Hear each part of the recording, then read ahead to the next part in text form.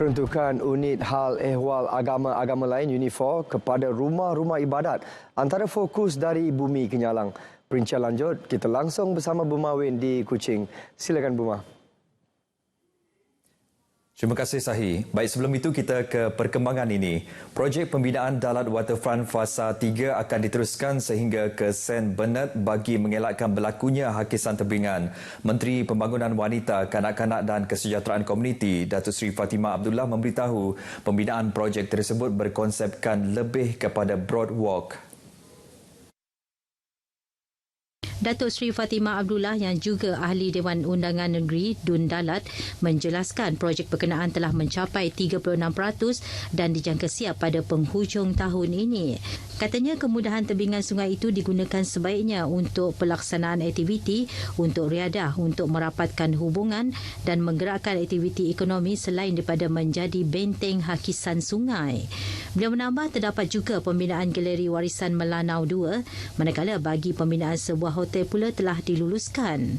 Datuk Seri Fatimah memaklumkan sebuah bangunan untuk menempatkan agensi-agensi juga dibina berdekatan kawasan Pasar Dalat.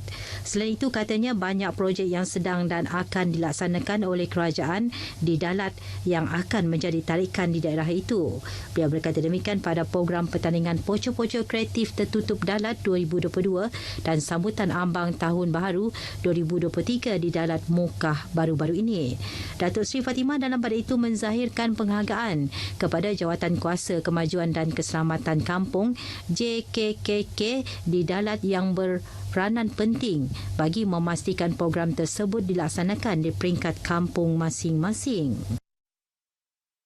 Pemimpin dan jawatankuasa rumah ibadat agama lain selain Islam di kawasan Dewan Undangan Negeri Dun Semalaju diseru untuk memohon dan memanfaatkan peruntukan RM100 juta yang diumumkan untuk unit hal ehwal agama-agama lain UNIFOR bagi tahun ini. Menurut Timbalan Menteri Infrastruktur dan Pembangunan Pelabuhan Datuk Majarenggi yang juga Adun Semalaju mengharapkan pihak berkepentingan memanfaatkan peruntukan itu bagi membina atau membaik pulih rumah-rumah ibadat mereka. Berucap sempena sambutan Tahun Baharu 2023 di Umar Luhat, Perkampungan Kayan Kenyah, Jalan Bintulu Miri, Datuk Majang menyatakan Premier Sarawak Datuk Patinggi Tan Sri Abang Johari Tun Openg telah meluluskan peruntukan tersebut. Justru beliau berharap agar jawatan kuasa rumah ibadat berkenaan memohon peruntukan itu melalui Pusat Khidmat Dun Semalaju bagi mendapatkan borang permohonan. Ia diberi terus sebagai jawatan kuasa gereja, lalu gereja atau ke chapel kita kebintanya mesti bisi akaun Kediri. Mesti bisi akaun Kediri. Yang ngai jadi kena akaun JKK Rumah Panjai. Tau yang ngai jadi kena akaun Persatuan. Tau yang ngai jadi kena akaun Gereja Bukai. Yang mesti akaun gereja je empu, lalu yang megak bisi kertas kerja ke sekurang-kurangnya bisi kertas kerja ke megak miat deh. Jadi awak kita bawa kuasaan N70 Semelaju tu sama oleh bisi ungkup bawa ke 100 juta dia sudah diungkup ke perintah dia kena ngadu nyururi ngagak baru gereja atau ke chapel deh. Selain daripada itu, beliau menyeru ketua-ketua kaum agar melihat keperluan infrastruktur di penempatan masing-masing yang perlu ditambah baik agar dapat diberi perhatian oleh kerajaan. Ini ujarnya termasuk keperluan penyambungan bekalan elektrik bagi rumah-rumah baharu yang belum dapat dilaksanakan. Tang ini bagi rakyat kita ke bedau sambung api. Jadi kita ada pinta awak kita oleh berhubung beranau ke pusat hemat aku dia laban nyangka bahawa ujung bulan 1 tu aku ngau pusat hemat aku ngau sekretari aku bisi beranau ngau ofis menteri utility. Menurut Datuk Majang, ekoran pandemik COVID-19 sejak 2020, usaha penyambungan bekalan elektrik di rumah-rumah baharu di kawasan pedalaman Dun Semalaju tergendala dan sedang dijalankan semula. Beliau berharap kerja-kerja penyambungan bekalan elektrik tersebut dapat disanakan selewat-lewatnya tahun ini. Pada majlis tersebut, Datuk Majang turut merasmikan beberapa projek pembangunan yang dilaksanakan di Umar Luhat yang berkaitan dengan penggantian atap rumah panjang dan naik taraf kawasan rumah panjang dan pembinaan sistem peparitan. Datuk Majang turut melakukan tinjauan ke rumah padang bagi melihat keperluan naik taraf jalan masuk ke rumah panjang tersebut. Manakala di Rumah Sating, kilometer 60 Jalan Bintulu Miri, beliau berkesempatan meninjau projek transformasi luar bandar RTP meratakan tapak baharu rumah panjang yang bernilai RM200,000. Projek tersebut masih berjalan untuk menyediakan tapak pembinaan baharu rumah panjang bagi menampung pertambahan penduduk Rumah Sating yang semakin meningkat. Kerjasama dan hubungan baik itu harus dikekalkan demi kemakmuran, kesejahteraan dan kesinambungan pembangunan di kawasan Dewan Undangan Negeri Dun Terbedut. Adun Terbedut Dr. Simon Sinang Bada kerjasama dengan pihak berkaitan termasuk pihak kerajaan sama ada di peringkat negeri maupun persekutuan akan diteruskan. Dr. Simon memberitahu beliau mempunyai visi untuk menjamin kesinambungan pembangunan di kawasan Terbedut selain prestasinya akan sentiasa dipertingkatkan bagi menyampaikan perkhidmatan berkualiti kepada masyarakat setempat. Beliau berkata demikian pada majlis khas sempena tempoh setahun beliau menjadi Adun Terbedut di Pusat Khidmat Dun Terbedut pada Ahad. Dr. Simon memaklumkan beliau berjaya mencapai 92% dalam petunjuk prestasi utama KPI yang ditetapkan bagi setiap adun di negeri ini.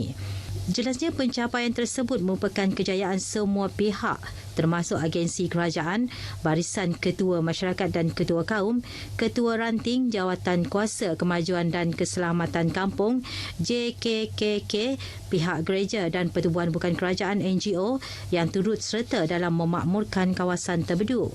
Dalam pada itu, Adun Terbedut itu menzahirkan penghargaan atas sokongan padu yang diberikan oleh pengundi tempatan yang memilih beliau sebagai wakil rakyat mereka.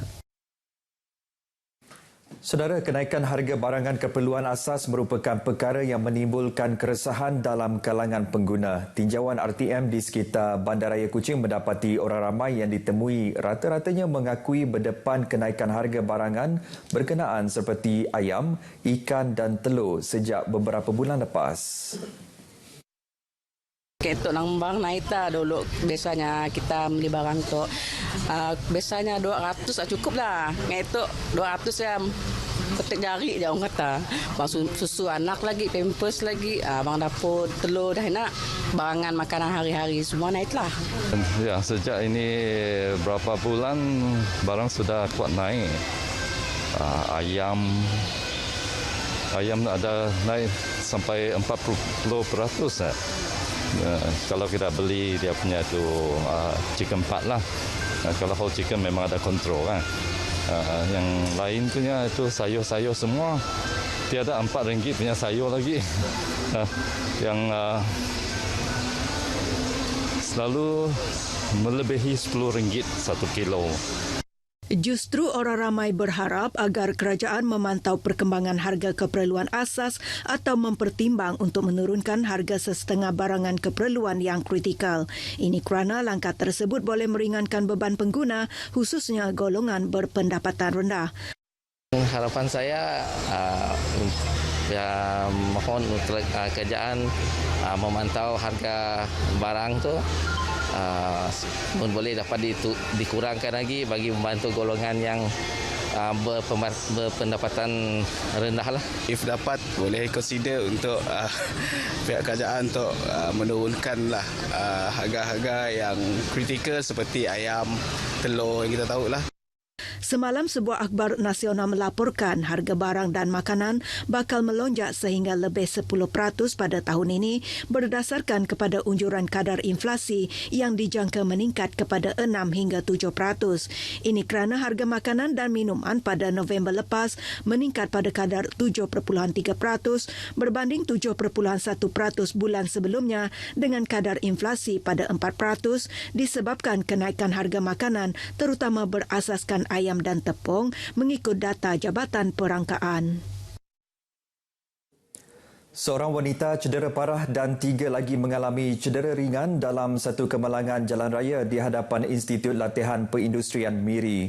Menurut laporan Bomba dan Penyelamat Miri, pemangku Ketua Bomba dan Penyelamat Zon 6 Miri, Ahmad Nizam Sapai memaklumkan kemalangan yang membabitkan 2 buah kereta itu berlaku petang semalam selepas pihak bomba menerima panggilan kecemasan pada jam 4.58 petang. Ahmad Nizam Sapi'i memberitahu sepasukan pegawai dan anggota dari Balai Bomba dan Penyelamat Lutong dikejarkan ke lokasi kejadian bersama sebuah jentera Fire Rescue Tender FRT dan bantuan perkhidmatan kecemasan. Beliau menambah kesemua mangsa telah dihantar ke Hospital Miri untuk rawatan lanjut. Punca kemalangan masih dalam siasatan oleh pihak Polis Trafik Miri. Baik saudara, sekian berita dari Sarawak. Salam perpaduan. Kita kembali bersama Sahi di Angkasa Puri. Sahi, silakan. Terima kasih, Buma.